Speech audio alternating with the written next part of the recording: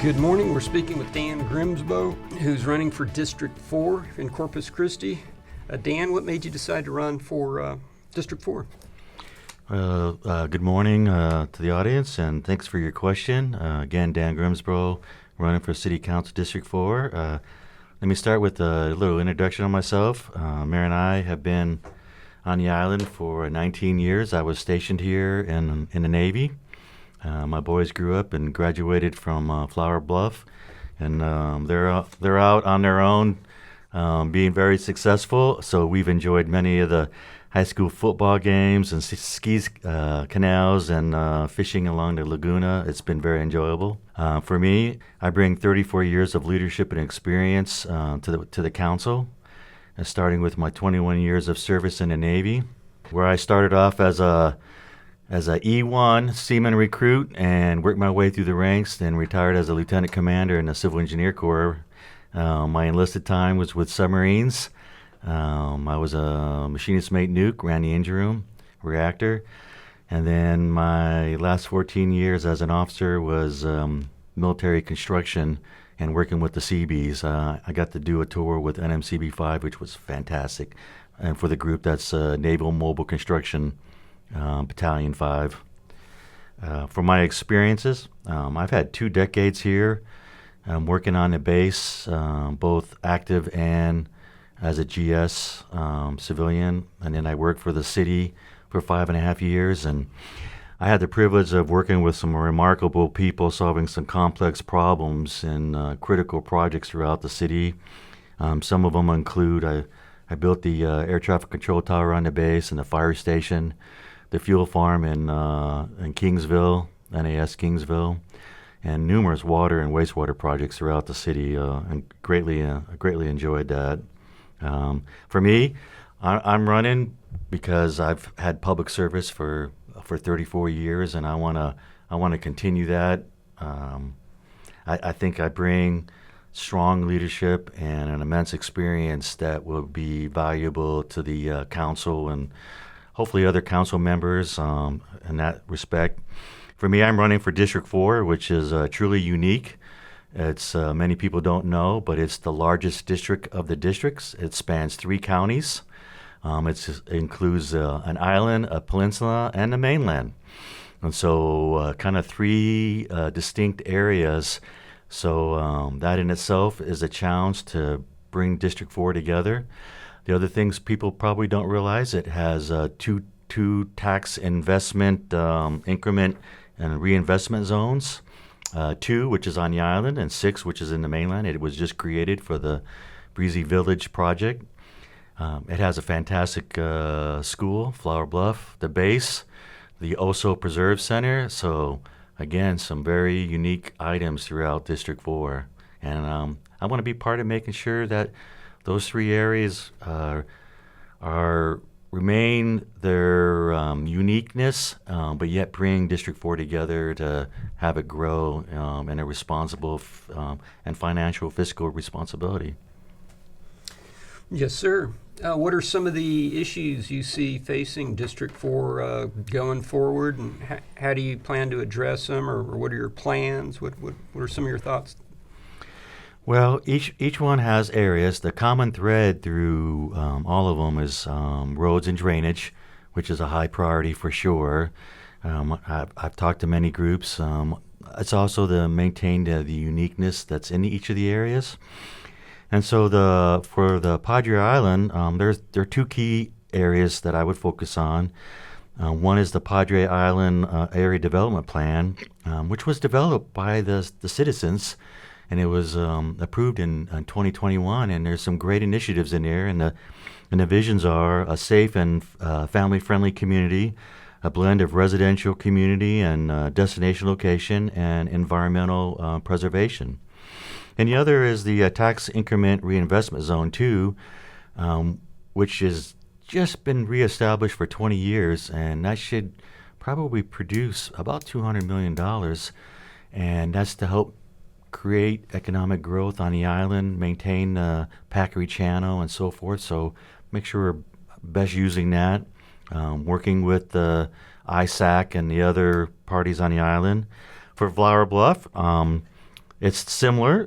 They also have an area development plan, and it has a mobility plan, and they want to create connectivity between all the community in there, the shops and the locations.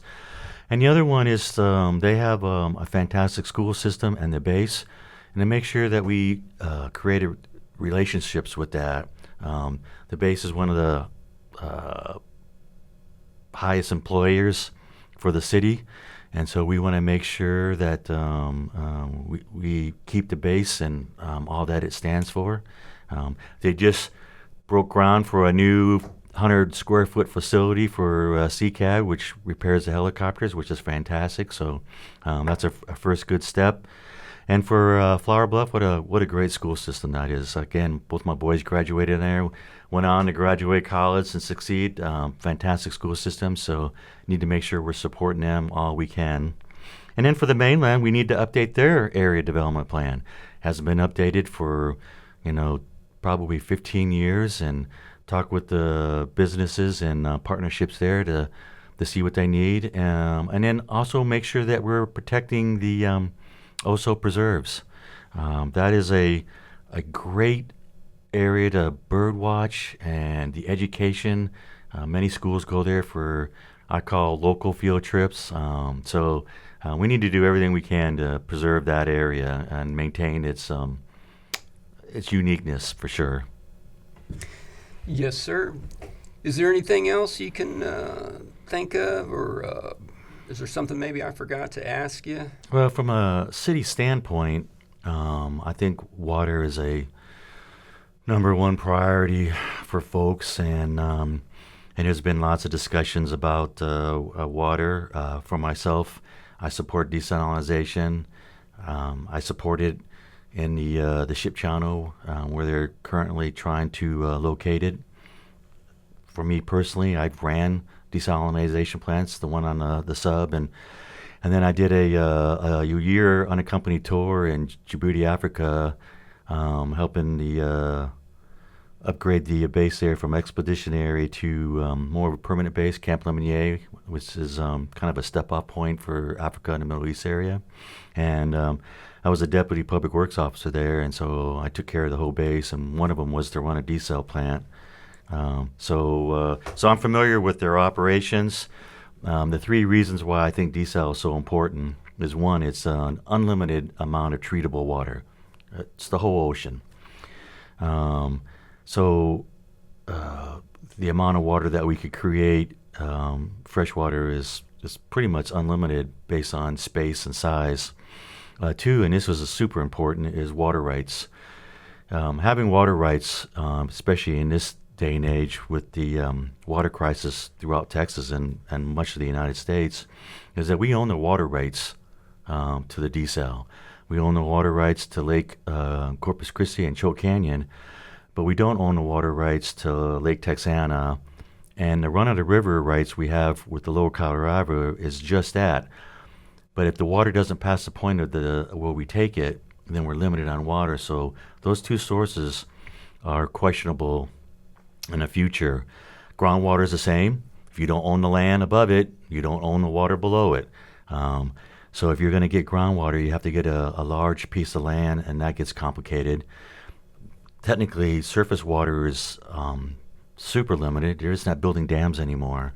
It's hard to get those permits to acquire that much land and space to build a reservoir this day and age. So for coastal cities throughout the whole world, and I'm hoping Corpus Christi is going to be one of those, is that we take full advantage of the treatable water that's in our backyard that's unlimited. And then lastly is the third reason is that you need water to grow. This city needs water. I know that people say that it's for the industry or not so much for the people, but water departments and power companies and gas departments don't look at individuals. They look at customers and what their needs are. And Corpus Christi has industry. We have a huge port, and that's part of the area. We could be a San Antonio and supply 2 million people of water.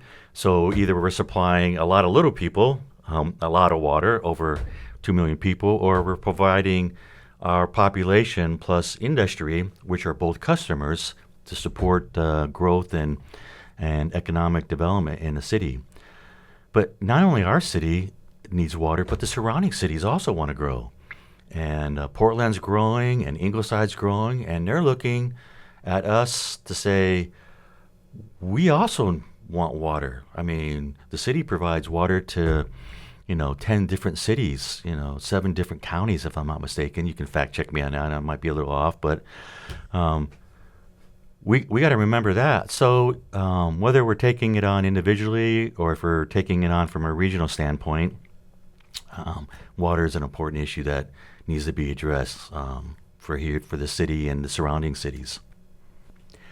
I really want to thank you for the opportunity of speaking today and talking about my viewpoints for District 4 and the city as a whole. And to the audience, again, I'm Dan Grimsbo, running for City Council District 4. Please support me here November 5th. And also remember that early voting starts the 21st of October and goes through the 1st of November. We'll see you out there on the campaign trail. Thanks. Thank you so much.